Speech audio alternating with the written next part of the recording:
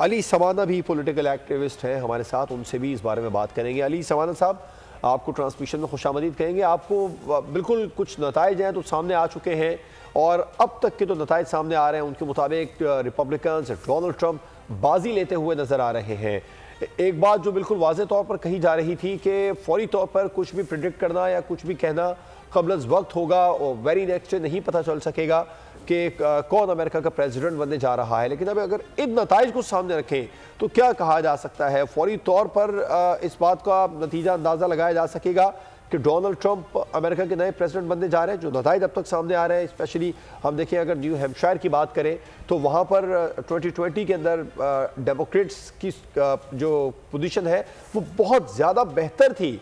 अब वहाँ पर 50-50 का रेशो चल रहा है, और कुछ स्टेट्स ऐसी हैं जिनका भी मारूफ ने नताइज बताए भी, वहाँ पर तो डोनाल्ड ट्रंप और कैमला हैरिस का कहीं दूर दूर तक मुकाबला भी नज़र नहीं आ रहा, जहाँ पर 71 और 27% का मार्जिन हमने देखा।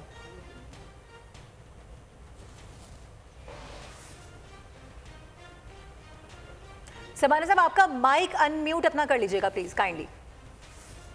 जी, अस्सलाम वालेकुम। वालेकुम अस्सलाम। तो सबसे पहले तो thank you for having me on the show. और जिन स्टेट्स की अभी बात चल रही है, इंडियाना हो गया, कंटकी हो गया, वो रिपब्लिकन स्टेट्स ही हैं। वहां पर होता है क्या है, जब आपको पता है कि एक स्टेट उसका 70% वोटर अगर एक पार्टी की तरफ लीन कर रहा है तो फिर दूसरी पार्टी वहां पर इतने रिसोर्सेज, इतने पैसे, इतना टाइम नहीं लगाती, तो वो स्टेट्स कंसीडर्ड होते हैं। जैसे मैं अगर आपको एक एग्जाम्पल दूं, कैलिफोर्निया हो गया, California will always vote for Kamala Harris, या जो डोनाल्ड ट्रंप का अपना स्टेट है न्यूयॉर्क, जहां से वो ओरिजिनली हैं, वो कमाला हैरिस की तरफ ही जाएगा। तो उन स्टेट में ये ज्यादा रिसोर्सेस नहीं लगाते, इसीलिए ये जो स्टेट्स आप देख रहे हैं उस पर हमें पता था कि they're going to be very very right leaning, and they are very right leaning. Vermont, by the way, अभी जो वर्मांट की काउंटिंग आ रही है, एसोसिएटेड प्रेस ने ऑलरेडी वर्मांट को कमाला हैरिस की तरफ काउंट कर दिया है।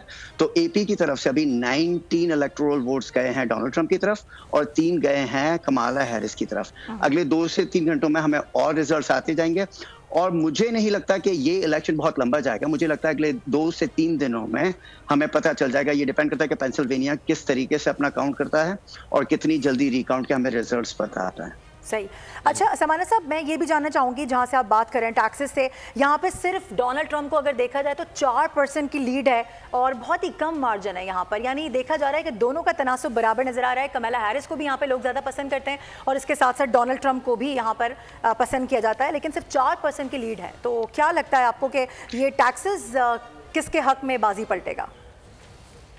देखिए, टेक्सास बड़ा सेफ स्टेट है रिपब्लिकन्स के लिए, और यहाँ पर टेक्सास जब बुश प्रेसिडेंट थे तो उसको तो कहा जाता था कि प्रेसिडेंट बुश का ये बैकयार्ड था।